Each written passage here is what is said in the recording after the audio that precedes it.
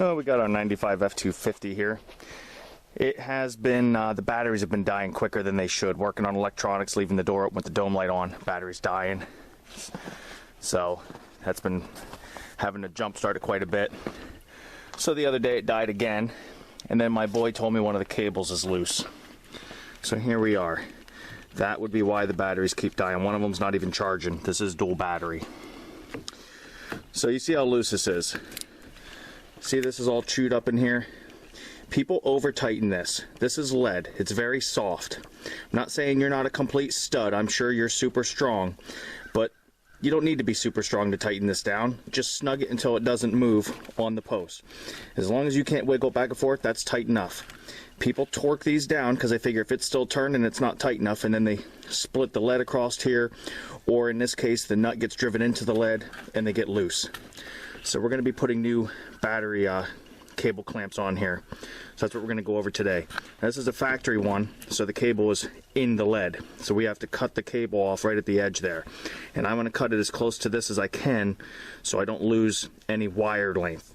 So I'm going to use a hacksaw and just saw through that. It's going to be the best way to get right up against there.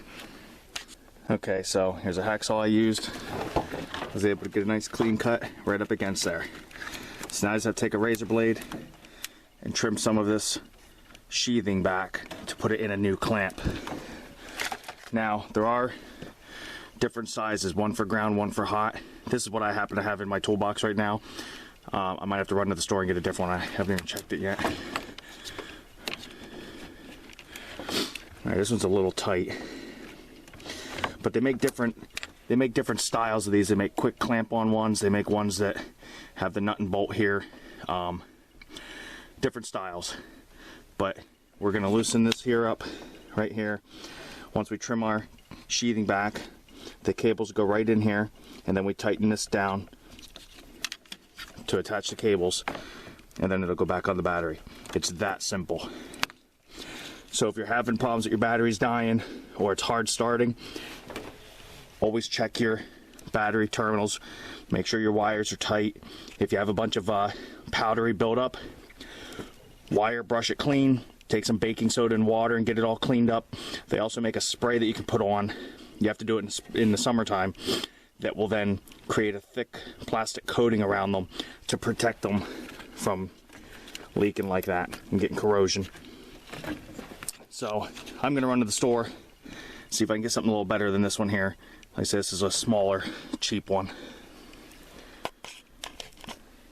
Well, I guess I should also point out the other reason why this one won't work for me is there's not enough space in there for all the wires. Again, like I said, they make different sizes and different styles of these clamps. I still have all these wires in the back to cut off yet, so I'm going to have a lot of wire to tuck into a new clamp. So I'm going to have to definitely go get a big heavy-duty battery clamp to fit all these wires in. So here we are with it removed. I can't even get this thing off there, nuts in there so far, so I just took that out. We see all the wires that run into this. So, like I said, I've got to get something that'll fit all these wires in it. This is a 3/4 ton, so it's an F250, so it's dual battery, so we have a lot of cable here. This is your absolute worst case scenario on most of what you guys will be working on. Half-ton trucks, cars, this is all you need right here. A couple bucks. Like I say, you put the cables in there, and you're done. But for those that want to stay tuned, I will go see what the store has, and we'll be back. Okay, so I'm glad I'm making this video, because this is a little bit trickier than what I was expecting. Because this is a dual battery setup, and we've got all these big, thick cables coming out of here, which are not typical for most vehicles, we had to go a different route. We are going to have to go with a marine terminal, and what it is to be marine is it has that stud on there where you're going to put your wires on. So I had to go to a tractor trailer place and get these ends here. Now when you're working with battery cables, it is not measured in gauges, it's measured by aught. So you see on here it says 2/0. This is a 2-aught cable, and then I got a 1-aught cable. So this is going to be what we need for the really thick wires. And then the auto parts store had these, which are gauges, this is a 4/6 gauge cable lug, and that will be for that thinner cable you see there. Once we have all the wires crimped into these, they will then go down on this post and be wing nutted down. That's how this is going to work. I am going to go over how to use these, just in case you've never done it before. You're going to want, I'm going to use this here chisel.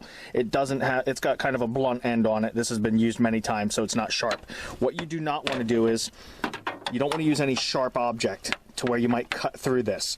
So if you have a really thick ended flathead screwdriver, that will work, things like that. Or a thick ended flat chisel for like a pneumatic air hammer. But again, you don't want any really sharp pointed object that when you crunch down on this is gonna cut through it. So I'm gonna get my cables trimmed back. Like I said, take off some of that sheathing so that we can get the cables into these lugs, and then I'll show you how to crimp these down. Now this is these are very, see if I can get the camera set here. Now the sheathing on these cables is very, very thick, so get yourself a nice good sharp knife, figure out how far back you need to be, just so it's enough for that cable to fit inside this lug. And then how I do it is I just roll the knife around into it. You don't want to cut through any of those strands, or not as many as any more than you need to. And then once I've cut a few times, I'll bend the cable back to see where I need to connect the dots, so to speak, or cut a little bit deeper. And so I'll just work my way around like that and then I'll slice down this way and pull this off.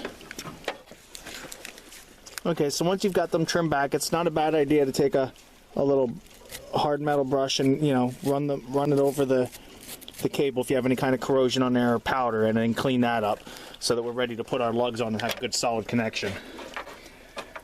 Now to put the lugs on, you're going to kind of see, hopefully they'll all fit in there if we got the right size. Once you get the tips started, you just want to screw it on. And the only reason you're screwing on is because that's going to be a smooth way to work it in there without crunching the wires and you know, getting any of them jammed up in there. So that's why we'll use that screw method of getting it in there. So I can feel that's all the way in there. I trimmed my sheathing back more than enough. Now I'm going to show you how to crimp these down. Alright, so to do this, I needed a couple hands here. There's not a lot of play on these cables, so I had to do it here, and I'm just going to show you.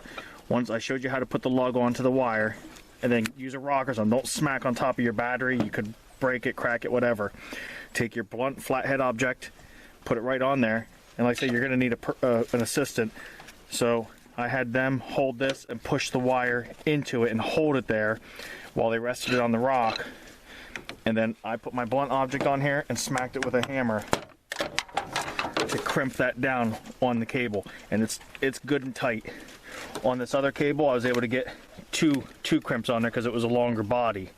But on this really thick steel one, you're only going to get one, which is fine. That's all we need. That's a good tight connection.